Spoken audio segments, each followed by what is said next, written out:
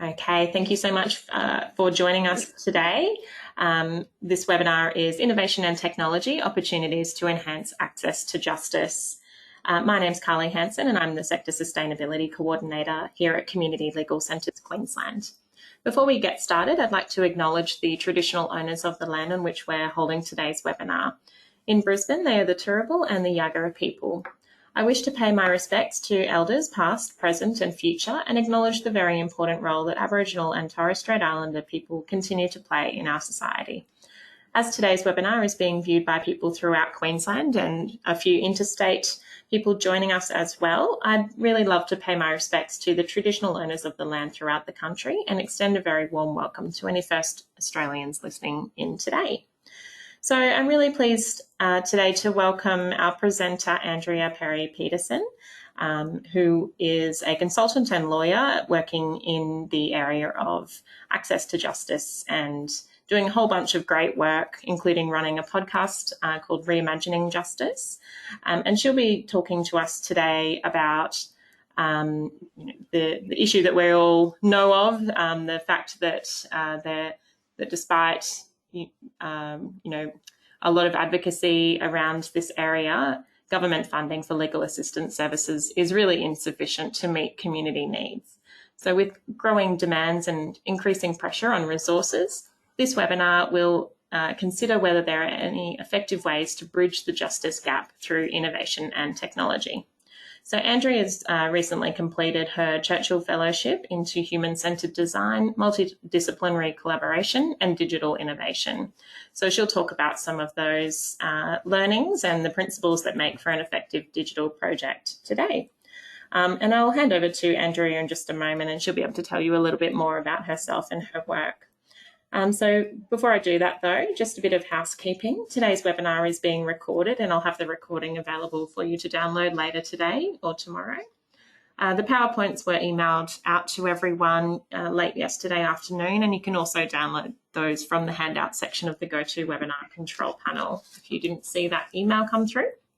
There'll be a couple of polls today, so I'd really appreciate you filling in those polls when they come up towards the beginning of the presentation, and Andrea is really keen to hear your thoughts as well. So there'll be some questions that she'll prompt you to just pop some information or some comments into the chat as well. We will, though, leave questions to the end as we usually do, but feel free to type those in anytime you think of them, and I'll read those out for Andrea to respond to when we get to the end of the presentation. So I'll now, without further ado, hand over to Andrea Peterson to take us away. Thanks, Andrea. Thanks, Carly, and welcome everyone. It's really great to be here. I hope you're all staying well. Thank you so much to CLCQ for inviting me to speak with you today. I'm really excited actually to share with you what I've learned from my Churchill Fellowship research and to generally amplify the conversation about justice innovation in Australia. Some of you may know me from my time at LawRight, where I was a clinical legal education supervisor for around 12 years. I really love my time there working with students with an interest in social justice and system reform. And I continue to teach now at QUT and also consult to legal technology companies and lawyers about how to provide affordable legal services to more clients and improve the client experience through process improvement, technology, and in some cases, reform of the service delivery model. Greetings to some of my colleagues from LawRight who I believe might be online, and to other colleagues in the sector, and an especially warm welcome to interstate guests and those of you from rural, regional or remote areas. It's really fantastic to have the opportunity to canvass this information with all of you. I would also like to acknowledge the traditional custodians of country throughout Australia and recognise their continuing connection to land, waters and community. And I pay my respects to them and their cultures and to elders both past, present and emerging. Briefly, what we're aiming to cover today is to give you an understanding of the general principles of innovation and technology in this context, some examples of best practices that I found, and hopefully you'll develop some ideas for your practice. The webinar is somewhat high level with a couple of specific focus points. It was difficult for me to know exactly the different levels of understanding amongst the audience, but hopefully you'll take something from it depending on your level of understanding. And even if the specific examples don't apply to your practice, hopefully you can extract some principles which you can take forward. So an overview of what we'll be covering, just an introduction to the Churchill Fellowship research that I did. We need to all get on the same page about what we're talking about when we refer to access to justice. As I said, some examples of best practice in innovative legal service delivery, and wrap up with some conclusions and recommendations.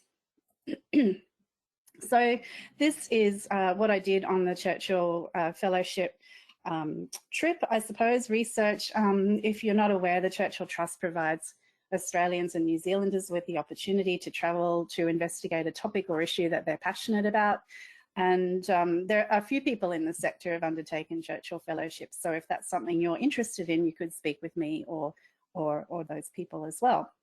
Now, you can choose any topic, but you must be able to demonstrate a benefit to Australia and a willingness to share your findings with the community on your return. And as Carly mentioned, the topic of my project was human-centred design, multidisciplinary collaboration and digital innovation for access to justice. And I travelled over 8 weeks to the USA, the Netherlands and the UK. If you are looking at doing a fellowship, I would give you advice to not have such a broad topic. My report is about 100 pages long and I need to draw a line under it. Narrow your topic if that's something you're interested in doing. So today's information will include some of what I gathered from that period of research, but it also draws on the work that I did at Law Right, supervising students who were conducting a document automation project assisting self-represented litigants, and from about 55 interviews with justice innovators on my podcast. These are the themes, or this is how I've grouped the information that I gathered on the Churchill Fellowship research. As I've said, my report is in the final stages of editing and should be available next month. And we'll talk about these conclusions and recommendations at the end of the webinar. But I just wanted to introduce you to the general themes that are covered. So globally, you are likely aware that the justice gap is a significant problem. You could have a look at this report for global statistics, which was published by Pathfinders for Peaceful, Just and Inclusive Societies a couple of years ago. You may also be aware that at the heart of the 2030 Agenda for Sustainable Development lies a vision of a just, equitable, tolerant, open and socially inclusive world in which the needs of the most vulnerable are met. And SDG 16.3 specifically promises to ensure equal access to justice for all by 2030. And there are some of the statistics. I'll just let you have a look at that for yourselves.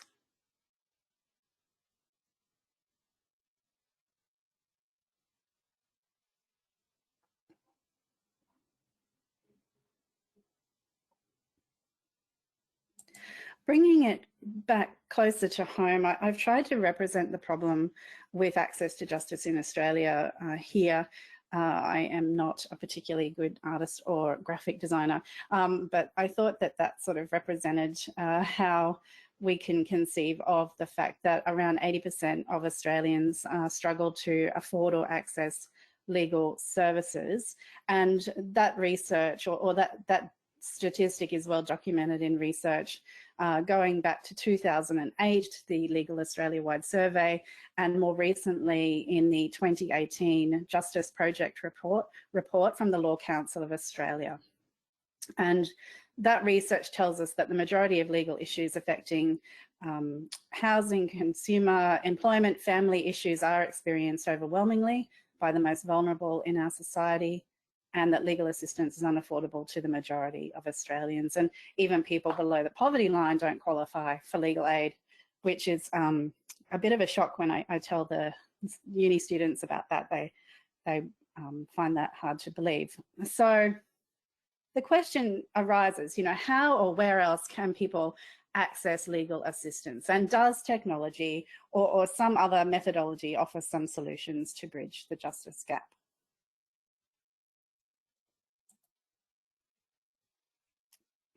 So I assume a lot of people who are tuning in this morning have probably got some lived experience of how people experience barriers to justice. But just so we're all on the same page, I will do the lawyerly thing and attempt to define access to justice. It's not specifically set out in the legislation, but access to justice relates to a person's ability to, and there are a few things, 5 I've got listed: identify they have a legal problem. Number 2, find and understand the law. 3, obtain legal advice and representation. 4, receive a just outcome. And 5, have a meaningful role in lawmaking. And this means that a person's formal right to seek justice is reflected in effective, practical access to the legal system or legal remedies. So if we're starting to think about addressing the need and how technology could be used in that way, we need to start with how it could assist with solving any of those 5 points that I just mentioned. How could it help people identify they have a legal problem, or understand the law, or obtain legal advice, etc.? And design thinking is an approach often used to redesign systems, processes, and to determine if technology is appropriate. And one of the key principles of design thinking is, firstly, to fully understand the problem. So what I mean by that is that you need to understand the specific problem for a specific group of people, or as relates to a specific legal issue. So just take a moment to reflect on any examples that you can think of from your practice where clients have difficulty with any of those 5 items. Even knowing they've got a problem that is a legal problem, they might definitely understand it's a problem but not consider they need legal assistance for it. Or perhaps in understanding the law as applies to them. And if you can think of anything, whatever comes to mind, that could be a good starting point for you if you're looking at a project like this.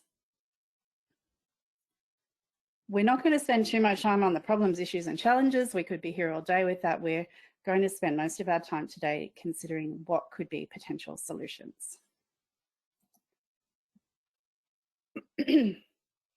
Before we do, though, we probably need to touch on what exactly is legal innovation. I only just added this slide in this morning because I thought I can't assume that people are confident in expressing that, and there is so much marketing spin out there about what this is, particularly from law firms and from legal tech companies who are trying to sell particular products.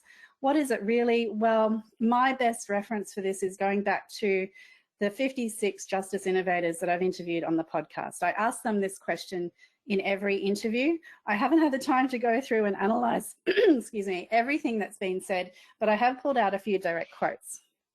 Okay, it is not necessarily technology. You might breathe a sigh of relief there.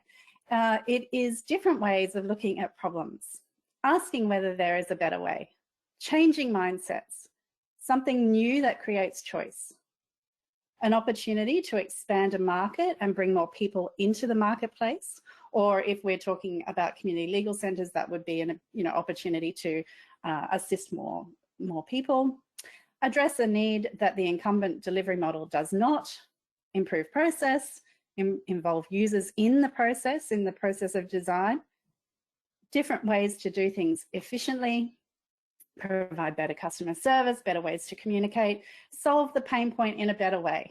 I hope you're getting a feeling there for what legal innovation is. My view is, summarizing all that, it is simply change that adds value. You might be thinking, well, I already do that. My centre actually is always looking at improving our processes and adding more value to the clients that we assist. You're probably right. I think community lawyers are some of the original legal innovators and are extremely client-focused.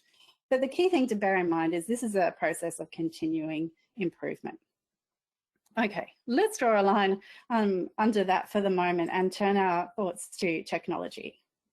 the topic of technology in the profession generally, and especially for legal aid or vulnerable clients, can tend to be polarizing.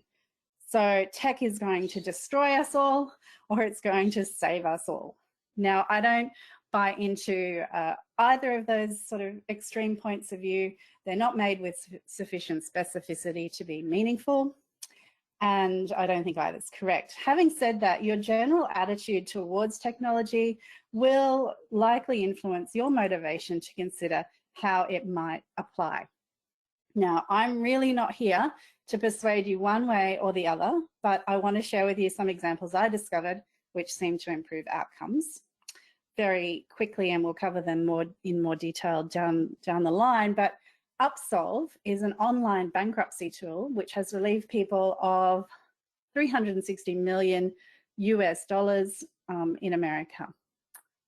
Another US example is Hello Divorce. That's an online divorce platform which has reduced the cost of divorce in California from an average of $27,000 per person to $1.5 thousand per person. Now, of course, no one approach will suit everyone, and we'll talk about that a little more too. That refers back to human-centered design principles, but hopefully you'll get some ideas about how to use tech to effectively improve some access issues in your context, taking account of potential risks and reservations. Now, coming back to what I started to say at the start of this slide, your attitudes towards tech influence your decision-making about its usefulness. So I wanted to conduct just a quick poll to get an idea of people's views on tech right now. Now, this is not a sophisticated poll, and Carly's going to administer it now. There are two in a row. One has 3 options, and the second one has a little bit more detail in it. Thanks, Andrea. Everyone, you should see the poll on your screen now. So the first one asks you how you feel about technology, and there are 3 responses, and I can see people are voting now, which is great. So, you know, the first one there is I love technology and look for every opportunity to use it. Option 2 is I have some reservations about tech and I use it discerningly. Or 3, I resist all and any form of technology. So just pop your votes in on the screen now, and I'll give you about 10 more seconds before I close this poll, and then we'll distribute the responses.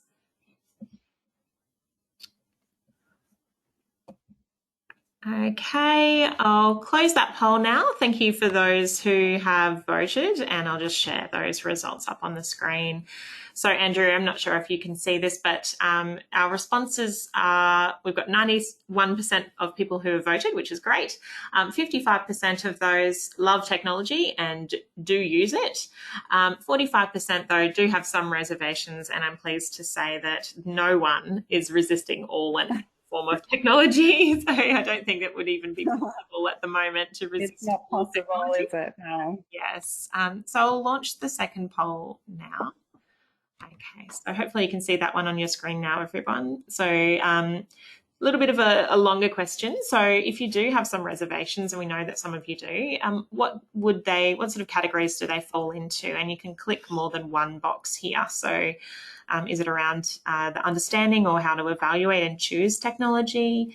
Is it around your capacity and resources to implement or purchase that technology?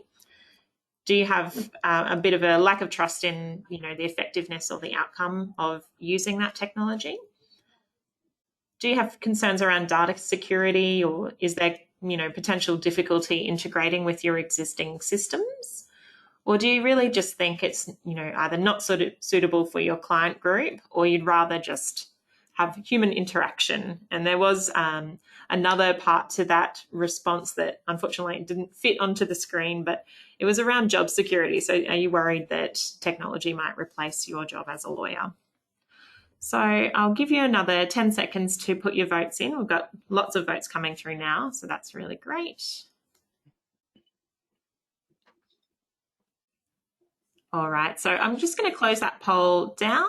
Thank you so much for voting, and I'll share the results on the screen. So our top result there is around limited capacity to implement or lacking resources, or it's too costly, with 67%.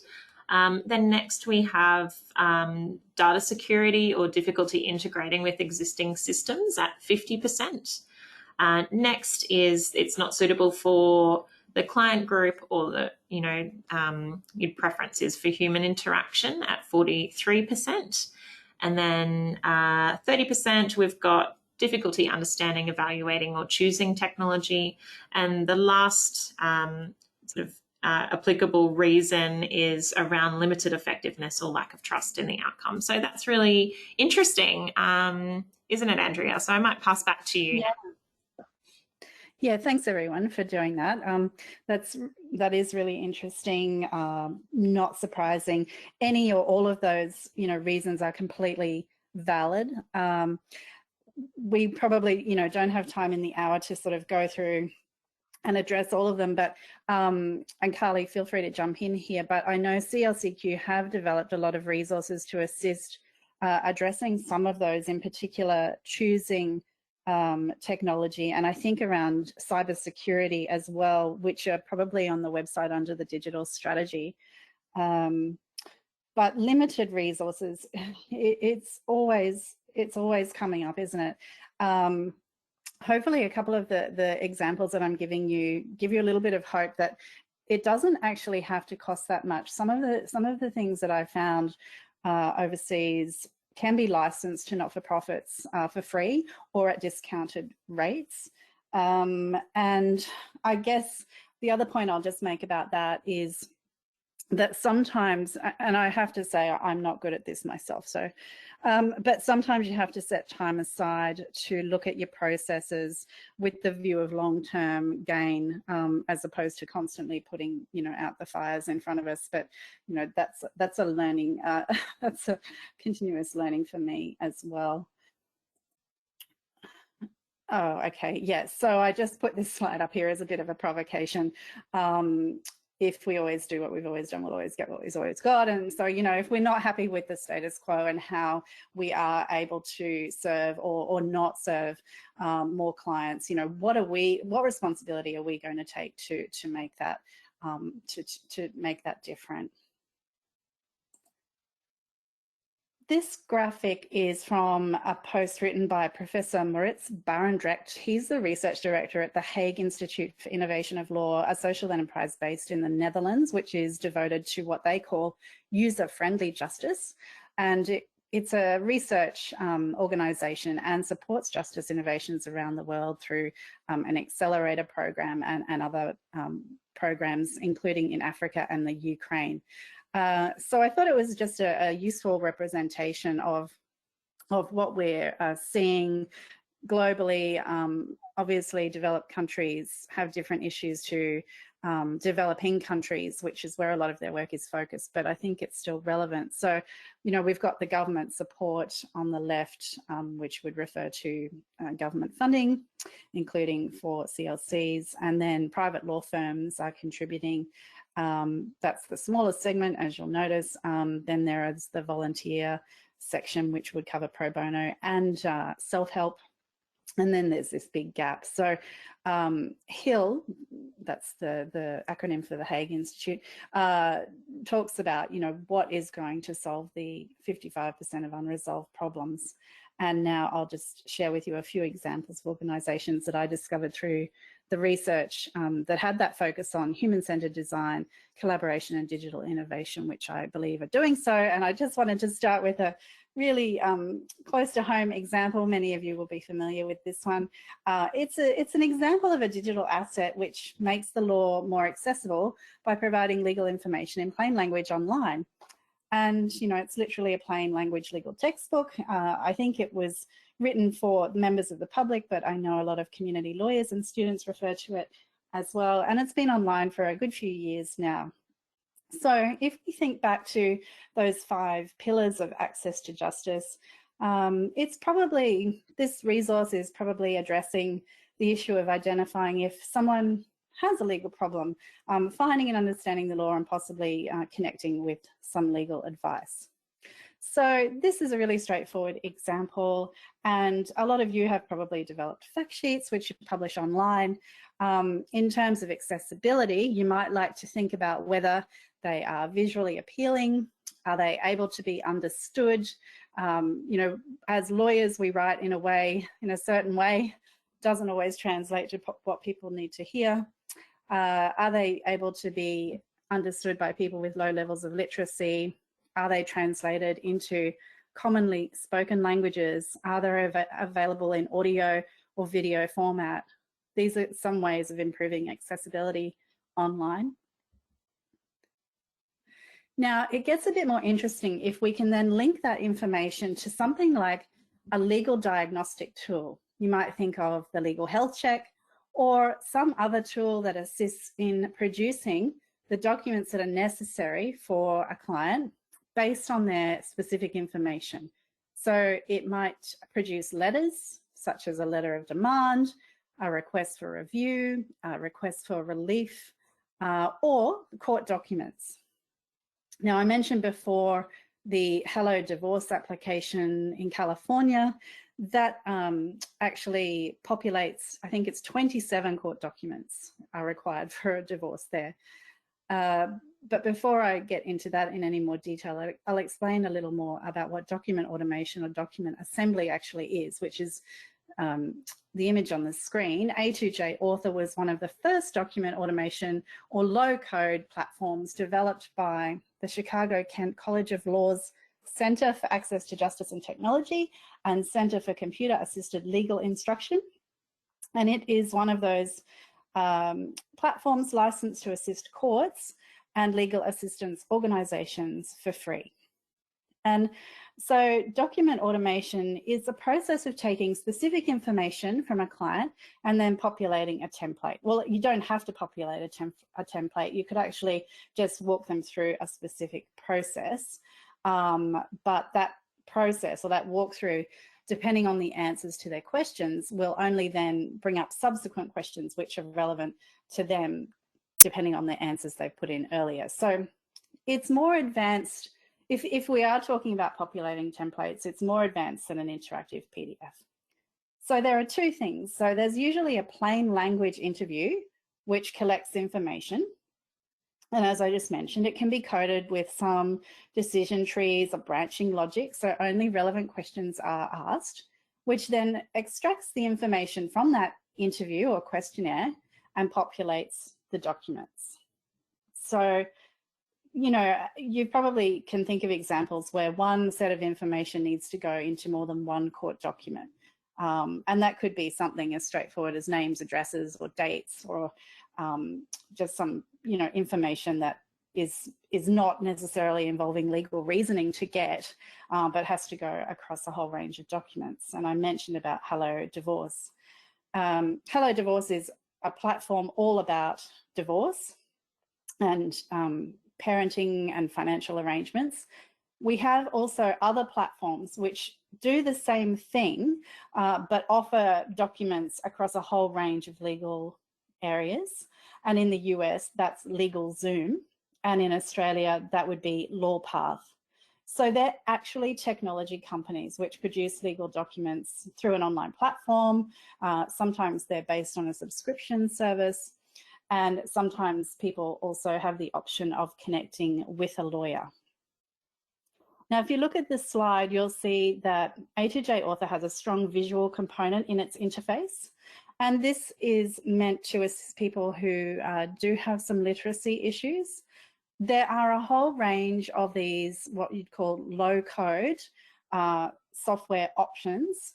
And some of them have more or less visual components to it, or some of them can be configured to include things like pop-ups, which define specific terms, or you can embed videos so that you can literally explain a process in more detail. You know, it's easier than reading a whole bunch of text on the screen.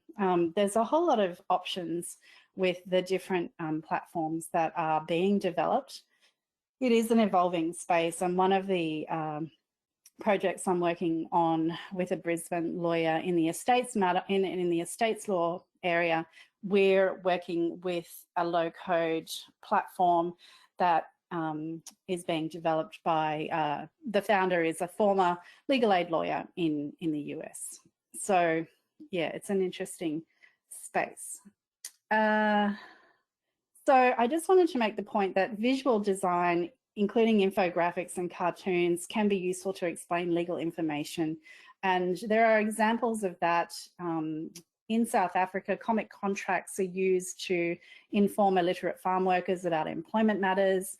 In India, general information about the law is provided through what is called law tunes. That doesn't necessarily have to be online, it can be in paper form, just to mention that legal design has a role to play. Now, document automation is not an emerging technology. It's been around for decades actually, but it's only now really being applied more often in a legal context. And, you know, what I've been talking about is client-facing technology, but it can be used internally as well. You might think of an internal process where, you know, you have to enter information in a variety of places that could be useful to just enter once and then it goes into those different documents or programs. Intake is one example, or triage is probably, you know, what a lot of these kind of systems are used for. So I mentioned about legal design. One other point about that is that you can include through the interview, you know, encouraging and empathic language. Not all interviews are created equal. You probably have seen yourself, you know, forms that are more user-friendly than others. Perhaps some don't make sense in terms of the order of questions, or, you know, assume a level of understanding which perhaps people don't know. So, I mean, I'm calling that legal design. You can call it plain language. You can call it really, it doesn't, I don't get caught up too much in what people call things. You know, this is the issue with legal innovation, really. It's all about, you know, how can you add value? How can you make it a better client experience? And just, you know, connect with people where they're at and get them the assistance that they actually need. So human-centered design principles should be used in designing an interview that is tailored not only to the legal needs, but to the digital and general literacy of the client you're assisting.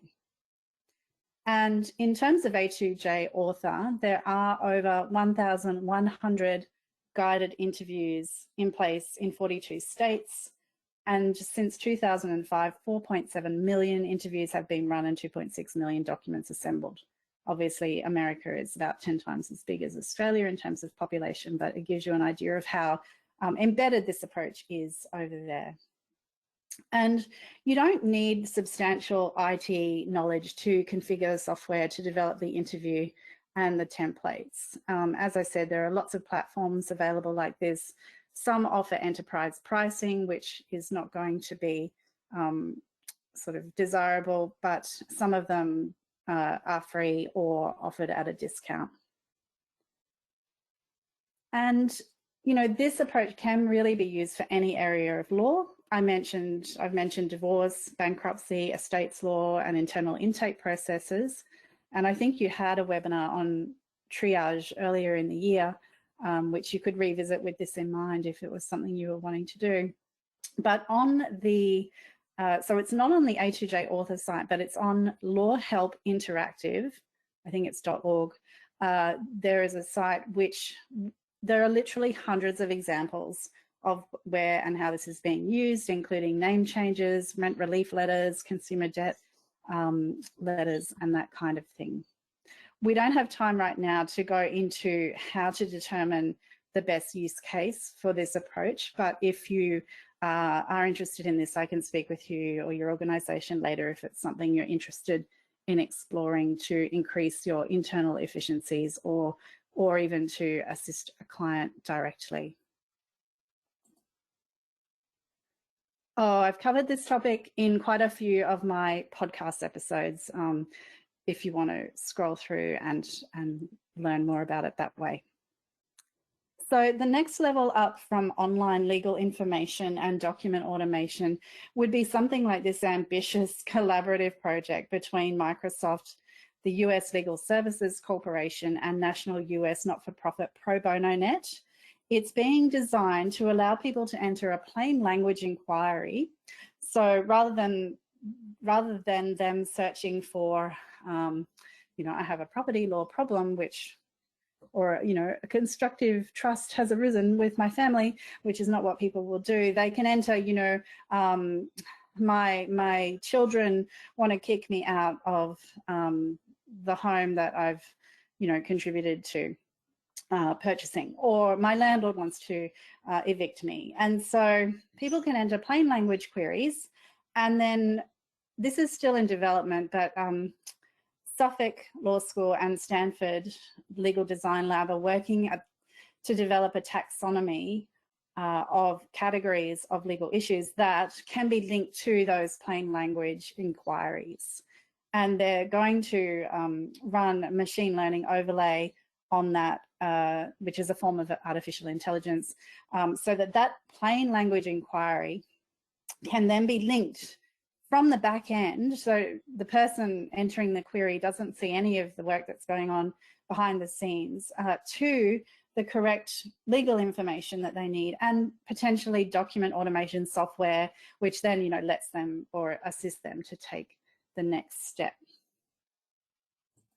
And if you want to be part of this project, you actually can. The law schools I mentioned have developed Learned Hands, which is a legal game. So basically you can tag Reddit inquiries in a way that you think makes sense and contribute to the category of legal issue that arises from the plain language inquiry. This is Upsolve. This is the platform I mentioned earlier, the online bankruptcy platform. This slide is actually a little old. You'll see it says around 240 million in debt. That's, I think, around 360 now.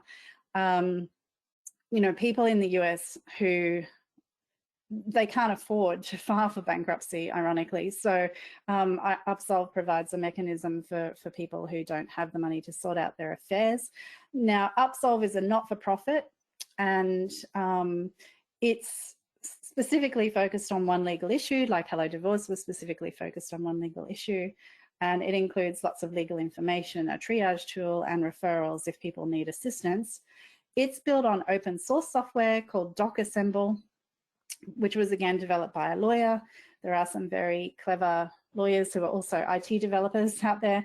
And the team at Upsolve is comprised of people from diverse professional backgrounds, so lawyers, but also engineers and marketers. And the initial funding for the platform came through an incubator program, but investors now include universities and philanthropists, and it generates income from referrals to law firms. Rohan Pavluri, who is the founder, was a Harvard graduate of statistics, so not law, but he had worked on a financial distress project at Harvard, and actually was recently named in Time 100 Next of people who will make a difference in the next decade, I think it is. So the point I want to make about Upsolve is that it was really built on a human-centered design principles, meaning Rohan observed, I think he spent something like 6 to 9 months observing bankruptcy hearings. He interviewed stakeholders in the process, not just the end users, but other people involved in the court process.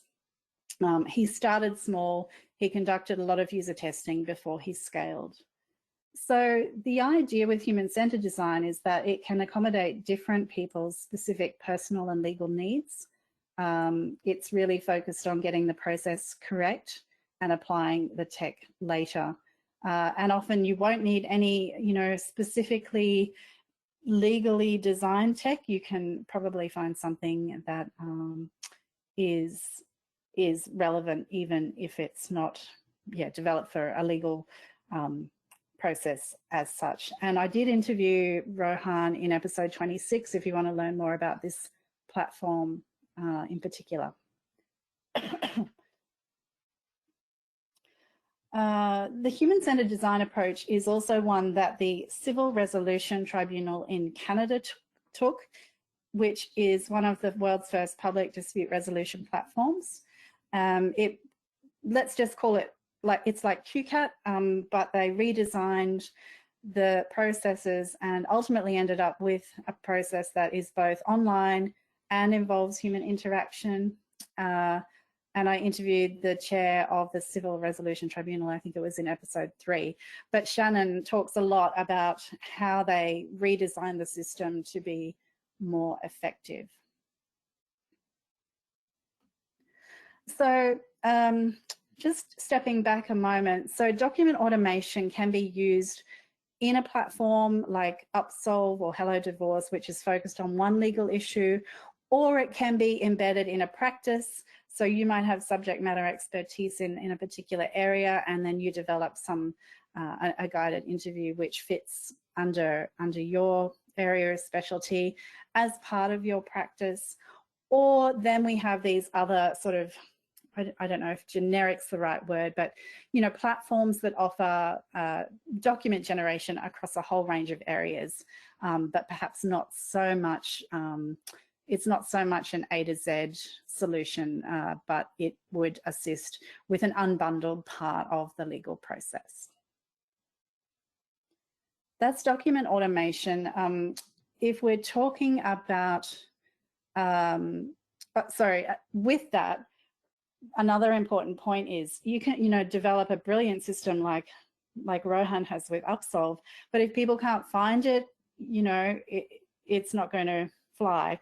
It's a general principle, I guess. So that applies online and offline. So you need to make sure that your SEO is maximized.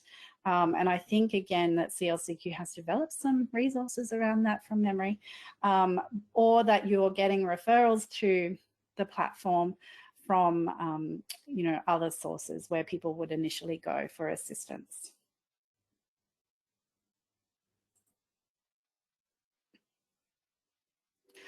Before we sort of just step back for a moment and have a look at the pros and cons of online legal services, I just wanted to point out a similar but different model which draws upon human-centered design and multidisciplinary collaboration, to some extent digital innovation, but it's the Law Lab idea. You may have heard of the Legal Design Lab at Stanford.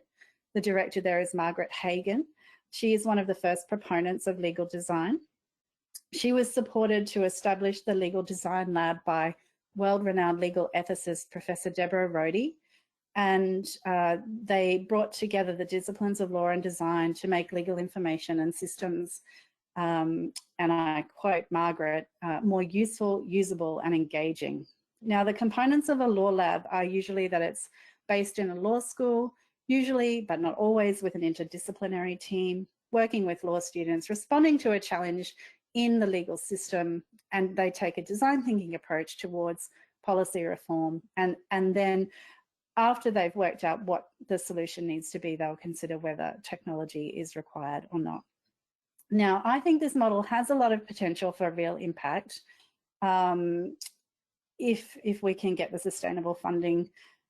That's another whole story which I'll touch on, but we don't have time to go into in a huge amount of detail. But this example, this slide is from the New Law Lab, which is at Northeastern University in Boston. Not a lab heavily focused on tech, although they have used it in some of their projects. The innovation really arises due to its interdisciplinary nature. So its executive director is a former lawyer, and it has a creative director with a background in art, design, and activism.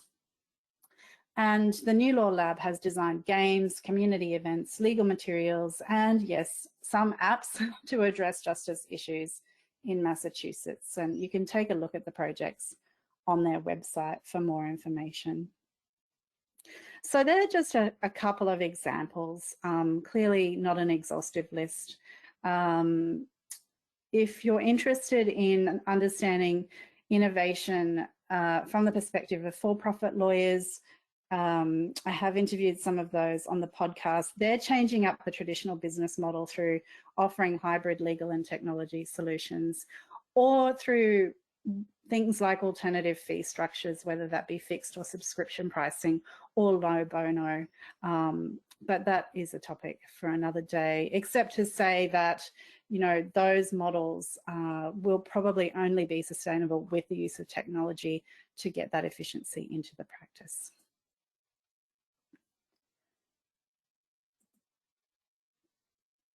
I'll let you read this for yourself, so I have a quick break from speaking.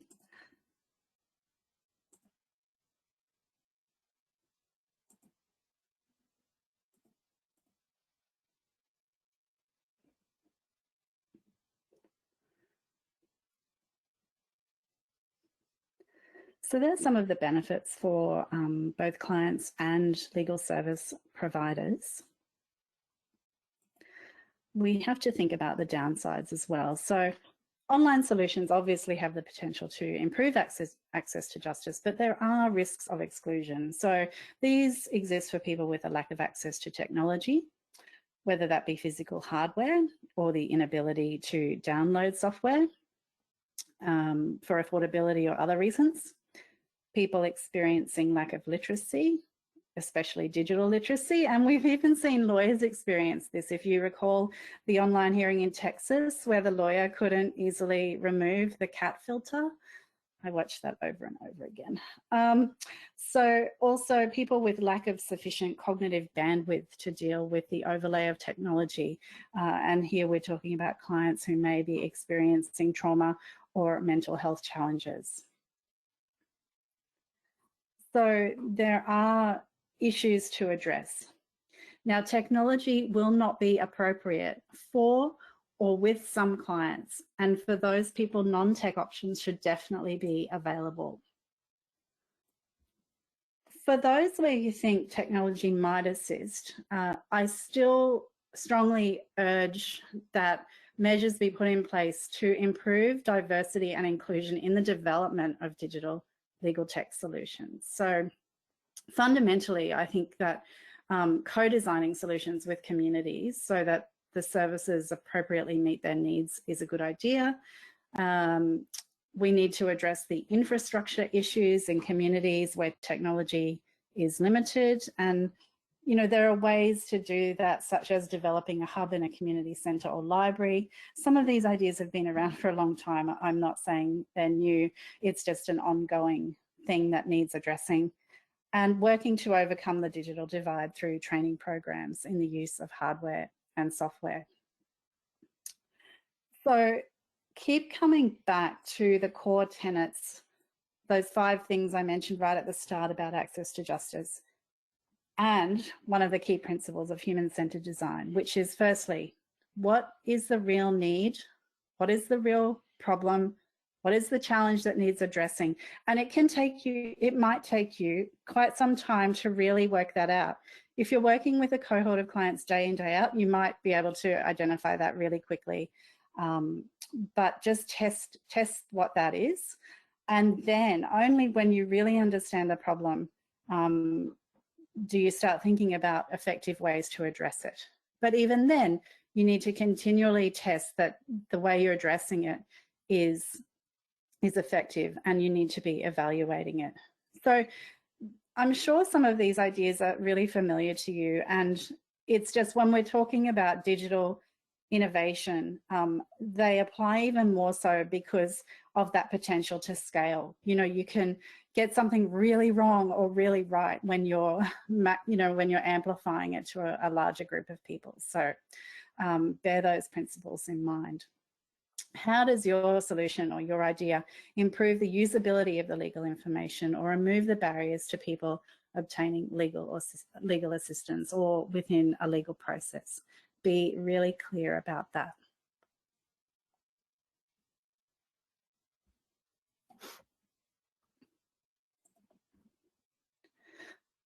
And in that way, yes, hopefully we will be developing long-lasting solutions that have impact.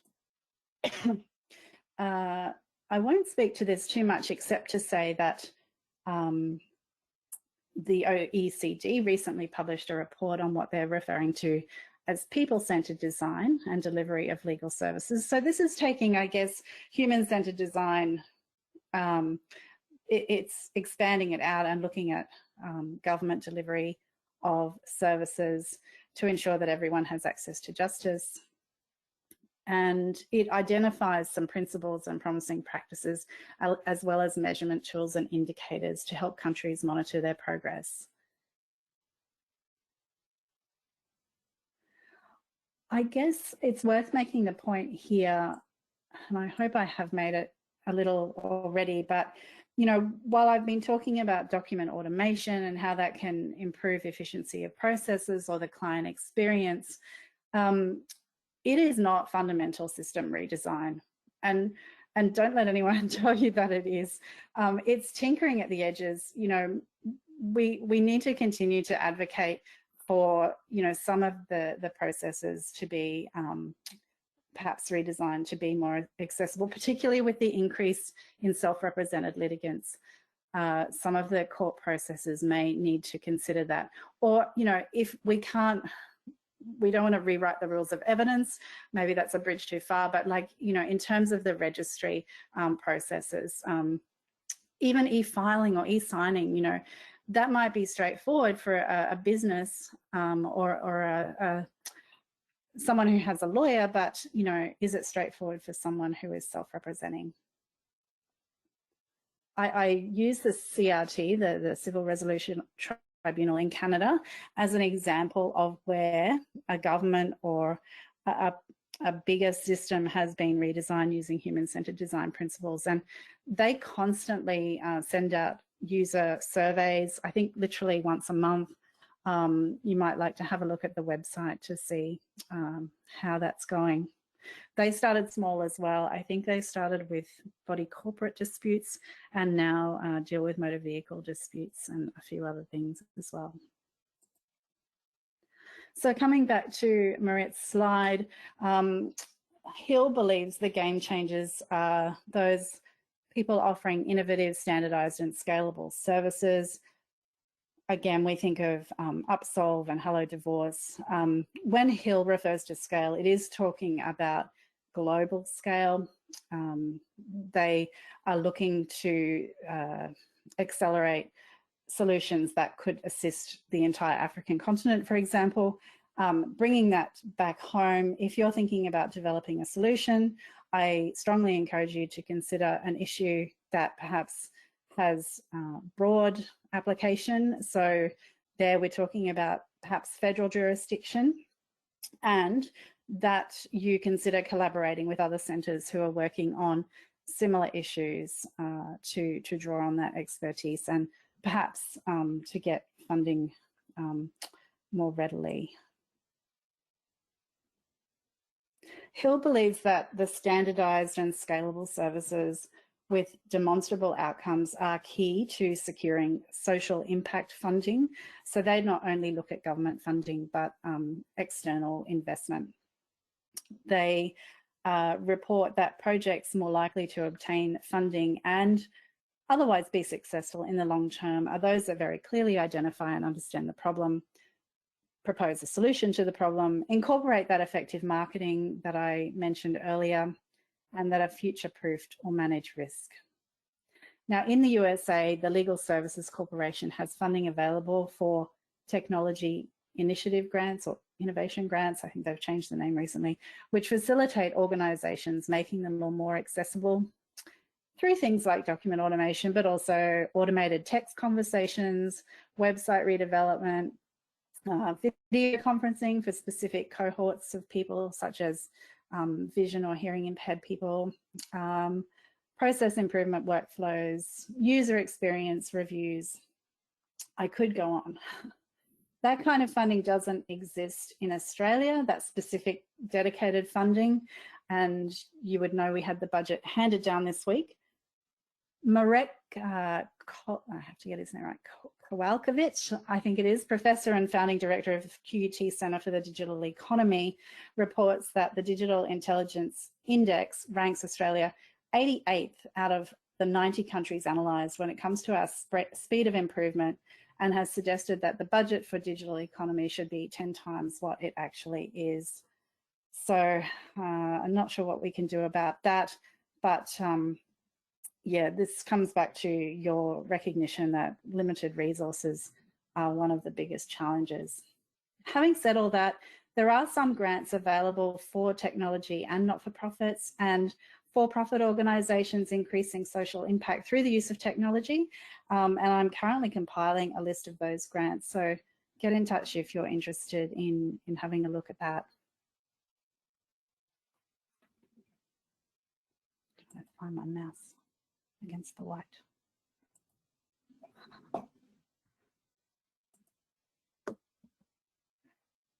So coming back to the conclusions and recommendations, and I realise we're up to time, I'll try and quickly jump through these, but these are the themes I've written about. I've actually got about 50 recommendations which I need to rationalise, but the key ones that I've made are that a national vision for innovation and access to justice be developed. Without a vision, how do we know where we're going?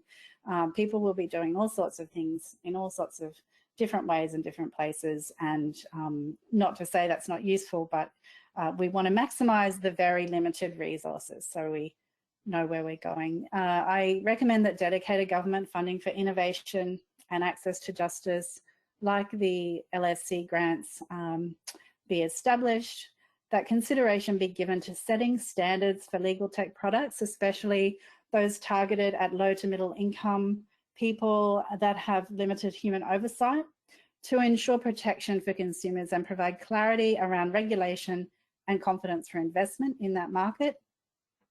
That an independent multidisciplinary organisation be established with stakeholders from across the profession, including judges, lawyers and academics, as well as engineers, designers, social service experts and consumers, to set best practices for justice innovation, consider the need for standards and develop and implement that vision.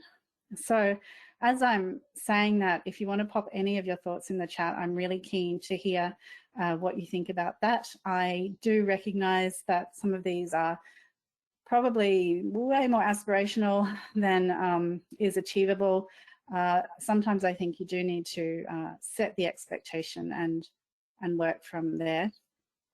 So I'll just mention a couple of other recommendations that might be most relevant to the sector. You've probably gathered by now that I think human-centered design should be a guiding principle in developing legal materials, processes and systems that are effective, and that legal consumers should be engaged in their design. That legal assistance organisations be provided with training tailored to assist in identifying opportunities for innovation, including through technology, and that funding be made available for legal assistance organisations to engage process improvement experts and to design, implement and maintain secure document automation in service delivery. And that funding should also extend to the other things necessary, such as search engine optimization or other promotion of the service to ensure the clients can find it. Back to basics, that government funding be made available to address barriers to digital accessibility, such as screen readers, hardware, software in rural, regional and remote areas, and tailored technology training for vulnerable groups. Where funding is provided for pilot projects, there should be flexibility in timelines and careful consideration given to funding future stages to facilitate scalability, and so that the learnings can be incorporated into subsequent iterations, improving the likelihood of success. I might leave it there, but I'd love to hear your thoughts, as I said. Then just recapping the aims for the webinar, hopefully I have been able to give you some understanding of the principles of innovation and technology in the context of access to justice. We looked at a few examples and discussed general principles, and hopefully you've come up with a few ideas for your practice as we've been speaking. I'd love for you to let me know your key takeaways from this brief overview, or any ideas for projects you've thought of as we've been going through. I always take advice from the Honourable Justice Kirby. This is one of my guiding principles. And I guess this research and this work that I'm doing now is my way of trying to make that happen. So thank you very much for your time and attention, and feel free to get in touch if I can assist you with a design thinking session or a presentation to your staff about client-facing technology, or assistance with grants for this kind of work. And thank you very much to CLCQ for this opportunity to speak with you. Thanks so much, Andrea. And, I think there's lots of food for thought in there. People, if you do have any questions, I know we're a little bit over time, but if you're happy to stick around for a moment or two, we're really happy for you to pop your questions into the chat box. So you can do that by just typing it in, or if you have access to a microphone, you can unmute yourself. Put your hand up and we can unmute you so that you can ask your question verbally. While you are putting those questions in, I just had a couple of comments. Firstly, I love the phrase user-friendly justice. That's something I haven't heard of before, and I thought that was really, a great way to express, what we're driving towards or what the vision could be for. And it is also really interesting that you mentioned social impact funding, because we are sort of heading very much in that direction of how to demonstrate impact, right? Sort of, what are the outputs? I developed an app. The end. We want to see, what outcomes that has had for clients or for users. How has it improved their access to justice, or how has it improved their lives? So I think that's a really good app for people looking to do any of this kind of innovative work. I did wonder, Andrea, in your travels through your Churchill Fellowship, whether when speaking to some of the organisations and universities, seems overwhelmingly university focused, that, when they're developing these apps, how are they managing to make sure that they stay up to date? Because that's an issue that I guess I've seen in the community legal sector, where there might be one-off funding for projects available to develop some kind of innovative thing or technology, or do some project work. But then once that grant is acquitted, there's no more funding, or there's no more resourcing internally to maintain that that project or that that piece of technology. So was there anything that you learned across your travels that would shed light on that or help us to do those kinds of things better? Yeah, so many things.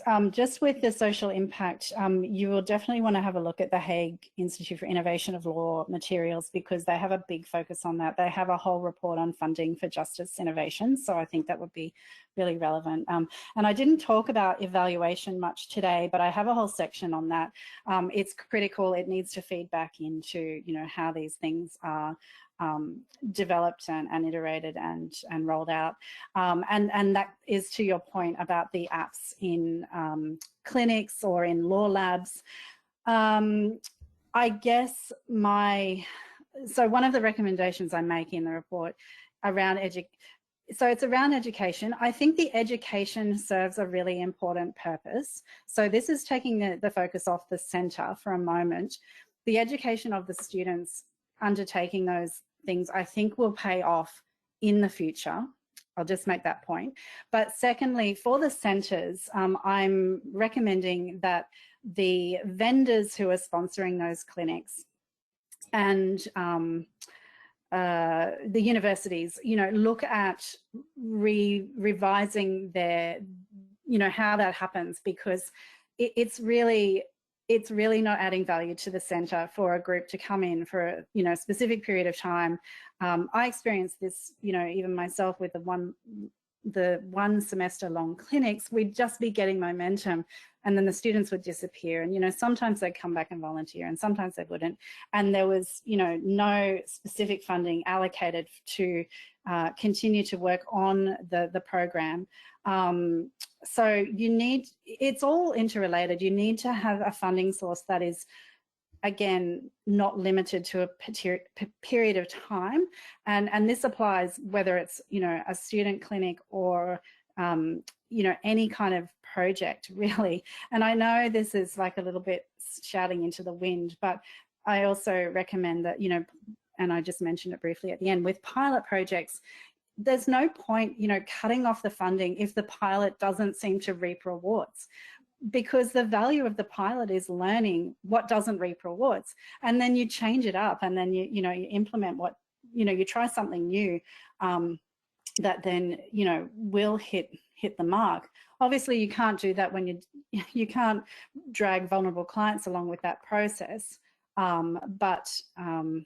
Yeah, if I could think of a specific case example right now, I would. But yeah, my point is that it's really an issue of funding from the outset, I think, and tying up relationships that are longer term than, you know, 6 months or even, you know, 12 months or 18 months. I think that really needs to be looked at, and perhaps some of that social impact funding can address some of that, Carly. I don't know if you've had a look at the sources of that funding locally. I'd be interested to know if you've yeah, found anything that seems to be a little more sustainable.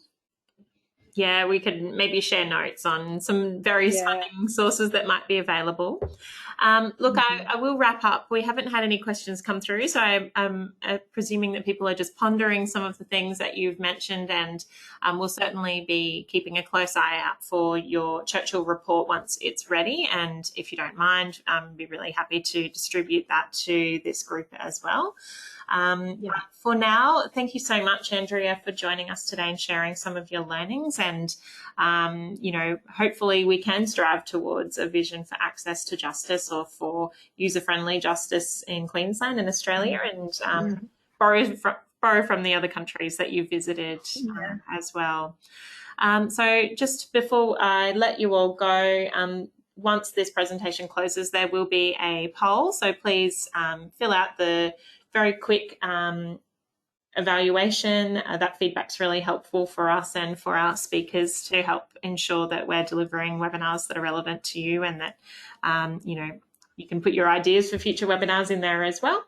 But for now, thank you so much, Andrea, again, on behalf of everyone who joined us today. And thanks, everyone, for your attention. We'll see you at our next webinar. Thank you, Carly.